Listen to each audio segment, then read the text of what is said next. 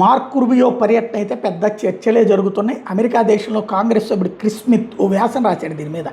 ఆ వ్యాసంలో అమెరికా విదేశాంగ మంత్రి మార్క్ రుబియోను భారతదేశానికి వచ్చినప్పుడు ఒక ముఖ్యమైన విషయం లేవనెత్తమని కోరాడు. ఆ విషయం ఏంటంటే, ప్రపంచ నలుమూలలా ప్రసిద్ధి చెందిన మదర్ తెరిస్సా స్థాపించిన మిషనరీస్ ఆఫ్ చారిటీ అనే సంస్థకు భారత ప్రభుత్వం ఎఫ్సిఆర్ఏ లైసెన్స్ సస్పెండ్ చేసింది. లైసెన్స్ విదేశాల నుంచి డబ్బు తీసుకుని పనిచేయడానికి అనుమతి ఇచ్చే అధికారిక అనుమతి. ఈ సంస్థకి ఇట్లాంటి అనుమతి రద్దు చేయడం గురించి రుబియో భారత అధికారులతో మాట్లాడడానికి స్మిత్ కోరాడు.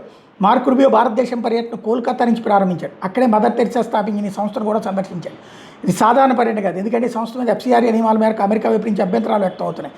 అయితే భారతదేశంలో ఎఫ్సిఆర్ఏ అనేది ఒక చట్టం. దీని ద్వారా విదేశాల నుంచి వచ్చే డబ్బును వివిధ స్వచ్ఛంద సంస్థలు ఎలా ఉపయోగించాలో ప్రభుత్వం నియంత్రిస్తుంది. ఇది భారతదేశం యొక్క అంతర్గత వ్యవహారం. ప్రభుత్వం ఏ సంస్థకైనా ఈ లైసెన్స్ ఇవ్వడం లేదా రద్దు చేయడం అనేది దేశం యొక్క సార్వభౌమత్వం మీద ఆధారపడి ఉంది. ఈ విషయం ఎందుకు ముఖ్యమైందంటే, మిషనరీస్ ఆఫ్ చారిటీ సంస్థ పేదలకు, అనాథలకు, వృద్ధులకు సేవ చేస్తుందని బయట ప్రపంచం అంతా తెలుసు.